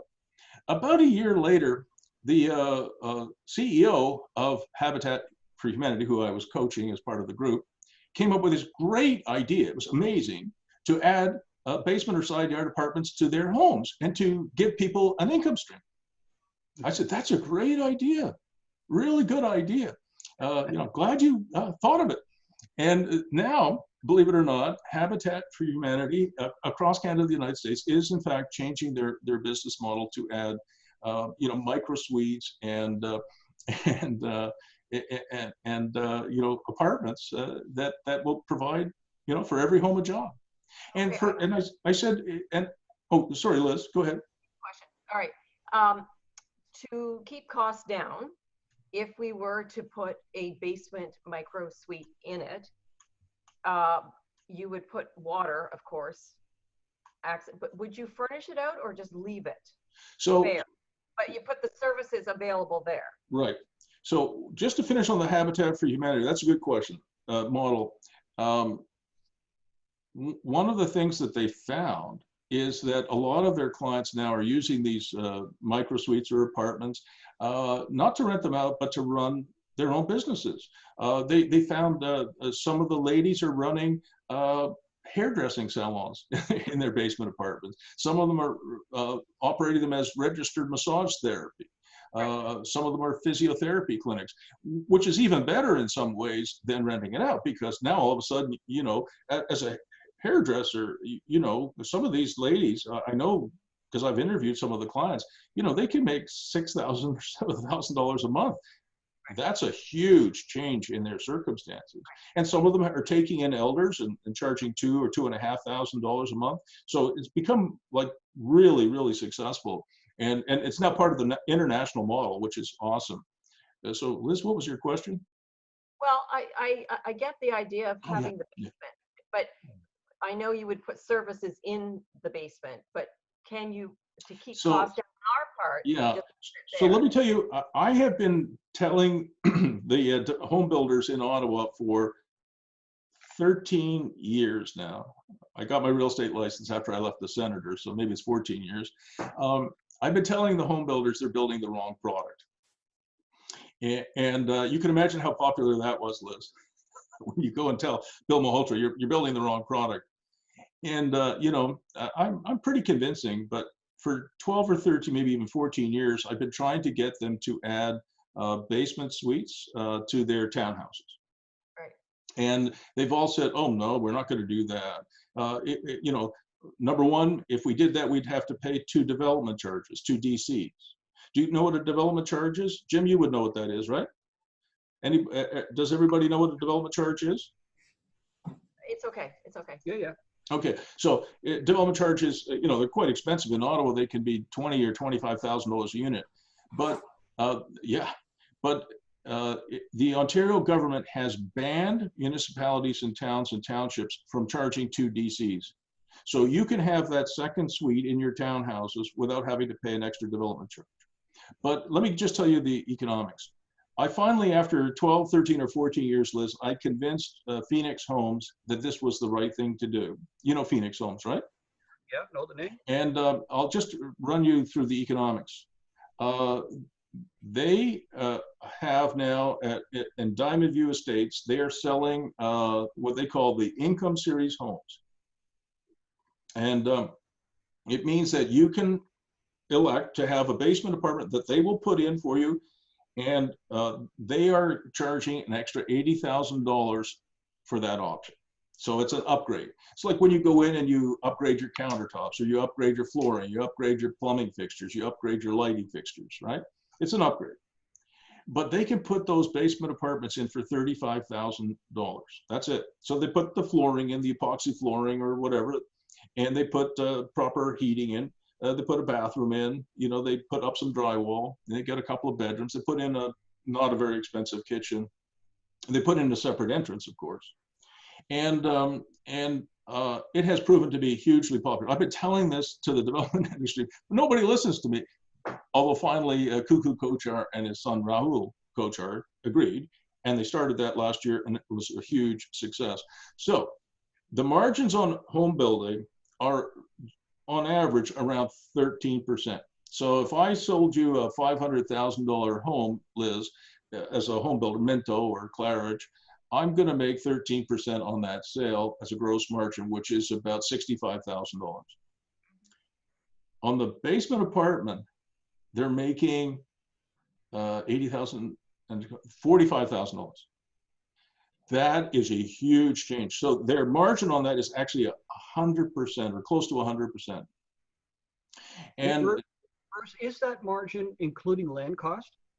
no, that's just on the home building side. Okay. Right. So how do you get paid for their land costs then? So what they do, the ones I coach anyway, is they have a land development division and they have a home building division.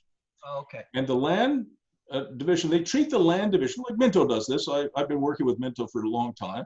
Minto used to have, it was all one. It was all just a big bowl of spaghetti. And I said, this is terrible. Let's separate them up. So they have a land division.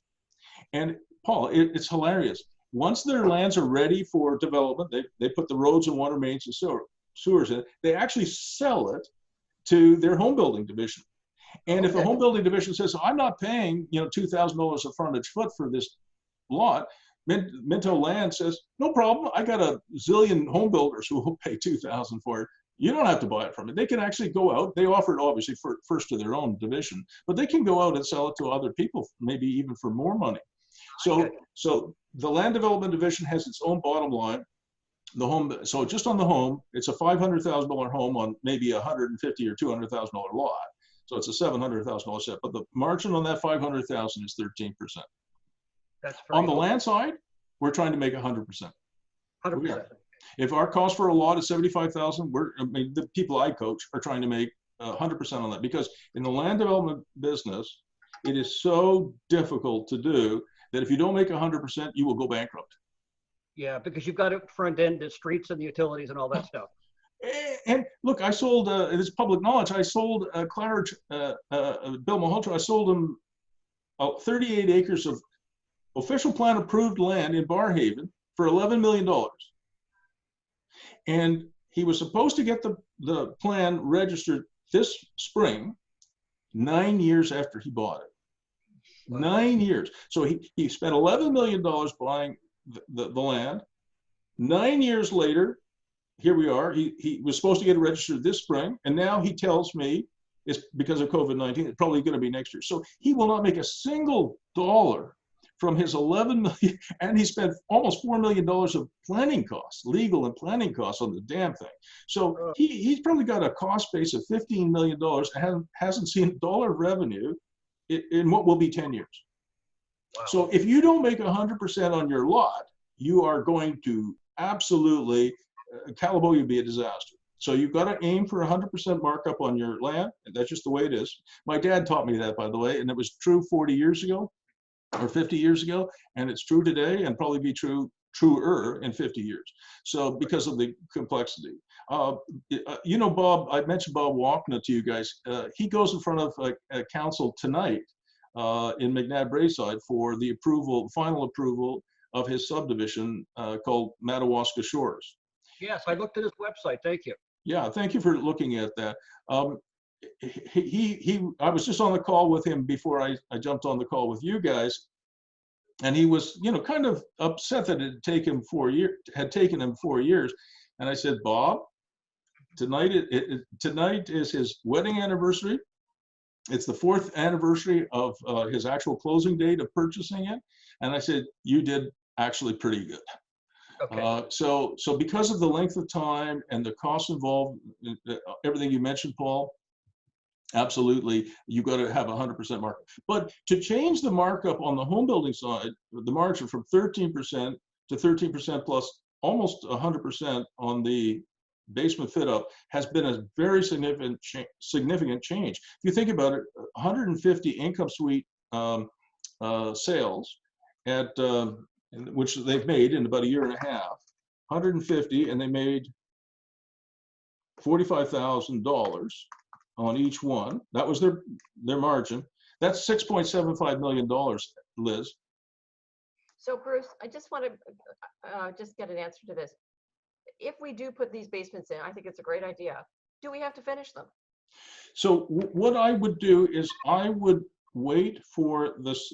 First of all, they have to have a separate entrance to the basement. It's crucial, right? And you saw the stuff that I had shown you there.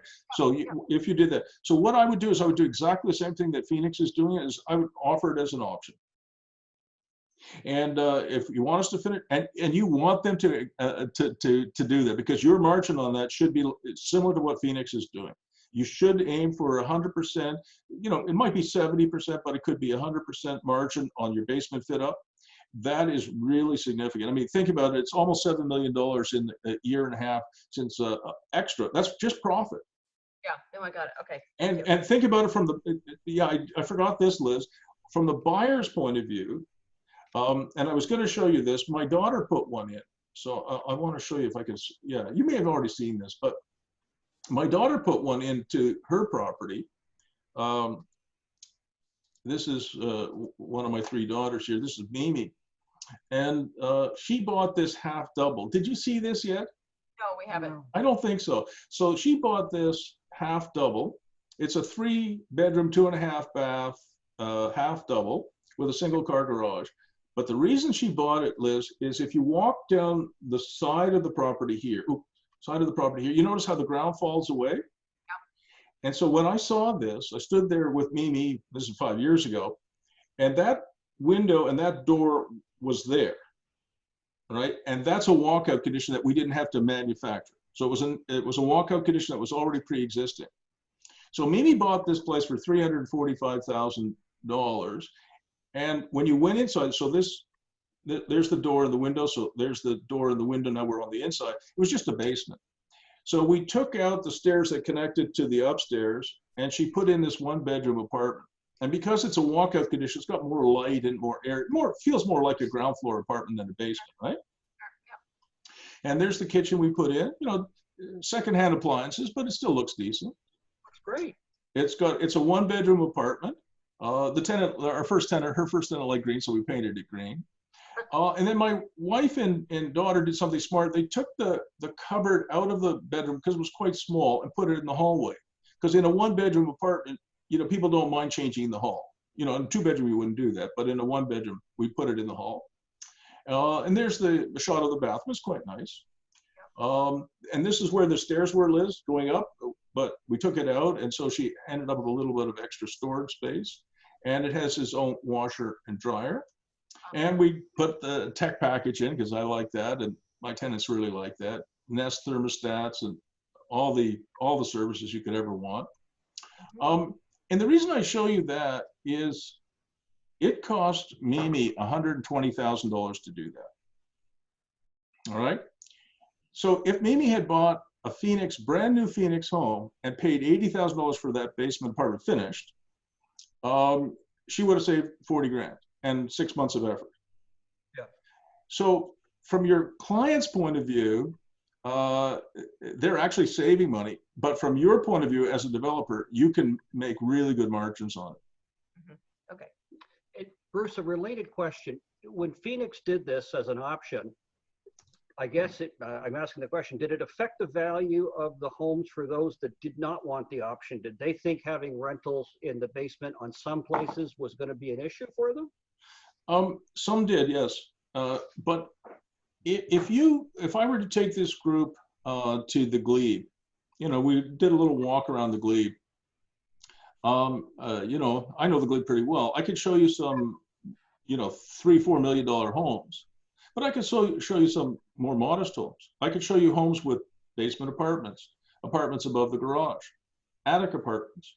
I could show you homes that have workshops in the backyard. I can show you offices and shops. I can show you some mechanic garages there. And nobody would say, Paul, that the glebe was not a great place to live. And nobody would say that houses in the glebe have gone down in value. They have not. So a lot of people are initially, I think, concerned. There is some concern. Geez, you know, Bruce is running his coaching practice out of the basement. You know, Liz is taking in an elder. Annabelle is running a hair salon. You know, on and on and on. And then after people live there for a while, they realize, wow, first of all, it's a safer neighborhood because there's people around. And Yeah. second of all, it adds to value. So if you go down to the glebe, if you had a beautiful house with an attic apartment and then a garage, an apartment above the garage, your house will sell for more and faster because it has extra income. And your neighbors, all the neighbors in the glebe, I have a rich dude that I coach. He has a beautiful house in the glebe. He's building 2 micro suites he overlooks one of the inlets, and he's building 2 beautiful micro suites stacked like this, overlooking one of the inlets there, the water inlets in the canal. What do you think he'll get? These are 380 square foot micro suites. What do you think he's going to get for each of the micro suites in the glebe in rent? That's a great, I would love to know. $2,800 Oh my good Lord. Wow. for just under 400 square foot micro suite overlooking the canal. But it's that So location. the location is fantastic. But you know, so yes, people will question it, but overwhelmingly the results have been very good. There is one proviso though, and that is you cannot sell to crack houses. Yeah. Right. I'm not kidding. I have a client of mine who has a triplex in Britannia, and the lady who is one of his tenants, unfortunately, she runs you know, her the illegal drug business out of there, and also a prostitution business, and that's devastating for the neighborhood. Yeah. So that you cannot tolerate. That you cannot. So you have to be careful. Do you have to put that in covenants? Well, I don't think so. Like I think prostitution is, I think it's illegal. I think you can rely on the law. And I definitely, I mean, she sells crack, cocaine. That is definitely illegal. It's also hard to get rid of people too, but. Yeah. So by the way, Liz, my client and I have spent the last 8 months evicting her. And Yeah. we finally got her out after 8 months. And the only way we could actually get her out, because under COVID-19, evictions are not allowed. And, you know, and she was just devastating, not only the building.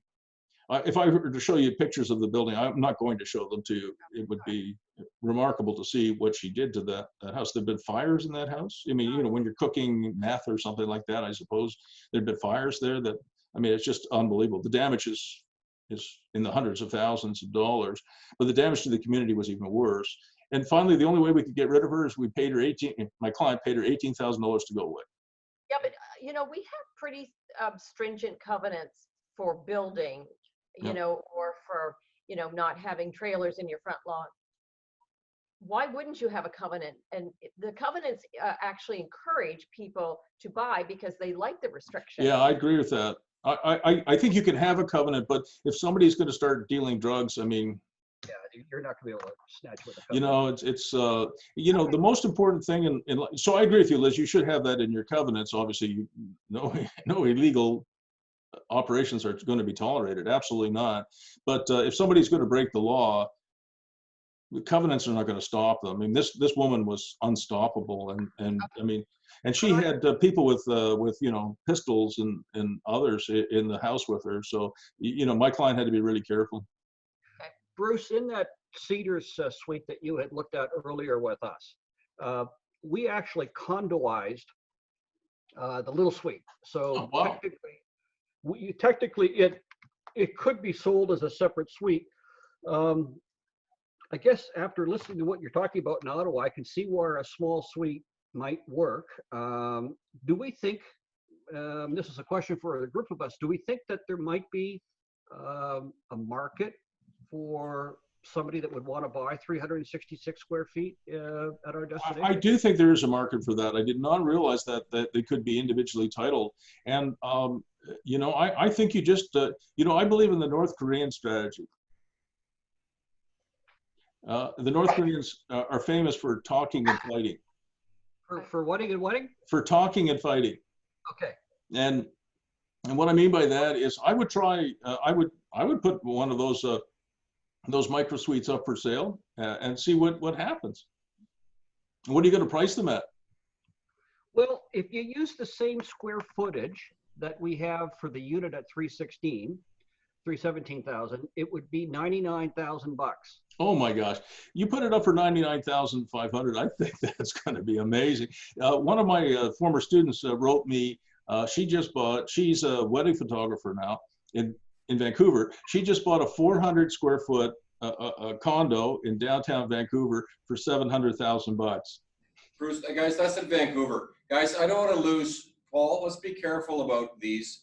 I'm very concerned. I would rather leave the Cedars as an opportunity, as a B unit for an additional rental revenue stream and a model like that versus trying to, if we want to build a condominium complex and put in 800 square foot or 500 square foot pads, if the demand is there, I think we do that. I think we want to be very careful rolling out on the Cedars and how we present that unit. Well, you have to make that decision, Jim. You know, I would be inclined to try one of them. Well, you know, listen, that's just me because I'm just a wild entrepreneur at heart. And but if you know, I understand that you could be right too, Jim. That if you sell that little unit, you might have prejudiced the sale of the bigger. I'm convinced we are going to absolutely do that based on our remote living right now. There you go. So you don't have to do that, but certainly I think you know, I do think micro suites will sell. I really believe that, and you know, maybe that's for a future phase. And you only have, I think, 4 of these anyway of the Cedars, right? There's eight of them. Yeah. 8 of them. Yeah. So eight is, look, with what we've done today.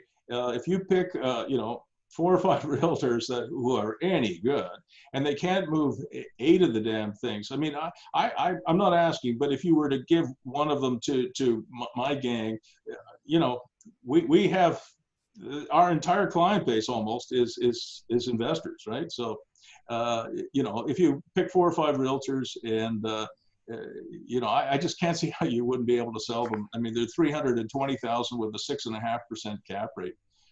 So, guys, I got lots to do, and I know we've been on it for 2 hours. Yeah, we're done at this point. Just something else, Paul, and Liz, and Annabelle. My brain has been wandering the last couple of weeks about what, Paul, I've introduced the opportunity of building across from the Cedars and Pines. And I firmly believe that the Cedars is the actual perfect layout. And Bruce, I'm saying this because 3.5 feet down on our ground, we're underwater. Yep. I don't have a lot of wiggle room digging an 8-foot basement, or I'll be putting a friggin' whitewater rafting program in the basement. But what we can do is build beside it. So Liz, if we think we want to add an addition to the existing townhomes that we flip-flop back and forth on, those are the 2 end units that we can build a wing on to create a second pathway for its own entrance, its own little suite, and or a 3rd bedroom, whatever they want to do with it. The ones at the bottom of the mountain, yes, I agree. I'm talking the ones right now that we're putting on Juniper Ridge. The ones at the bottom base mountain, so the Juniper Ridge ones, the 2 end units could easily put 2 suites on the outside and accommodate if the demand is there.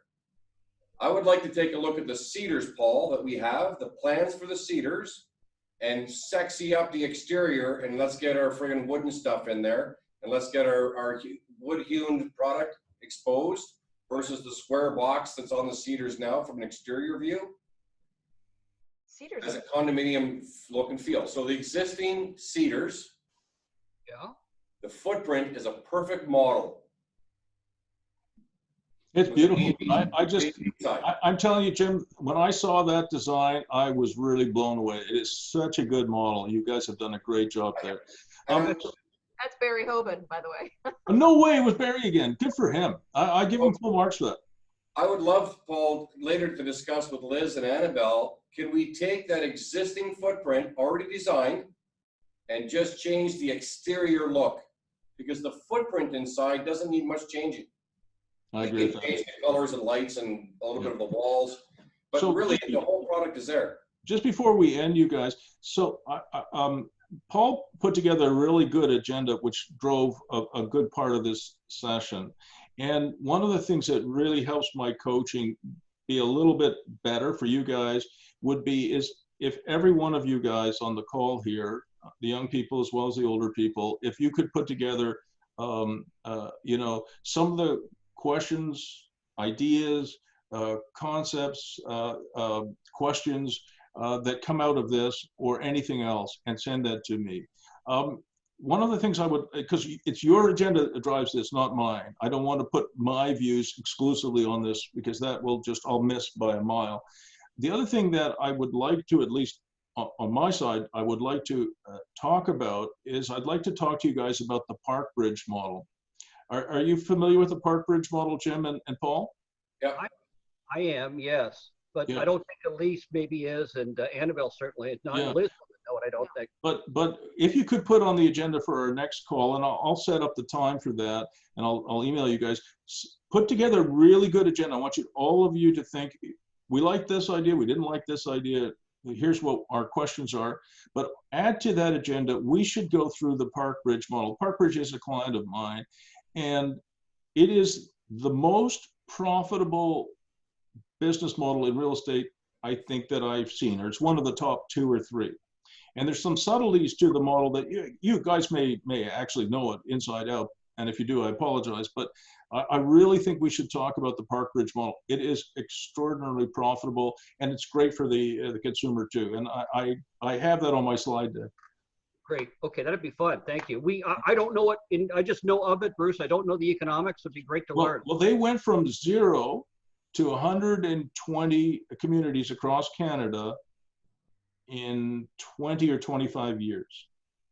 And you cannot do that if you're trading 4 quarters for $1.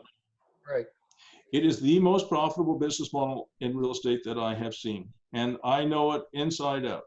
And holy smokes, when I saw what you guys are doing up at Calabogie, I said, oh my gosh, I really want you guys, at least for part of this, to look at the park bridge model. And I'll tell you more about it next time we meet.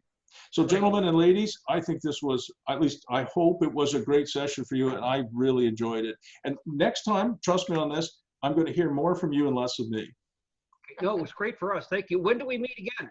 So I will send out an email to everybody because I got everybody's email address. But I need you guys to really work on the agenda. It won't be long, it'll be in the next 2 weeks. Okay. Great. All right, guys, it's been, and everybody, be careful. See you guys. Be well. Everybody. Bye. Thanks for Bye. your time.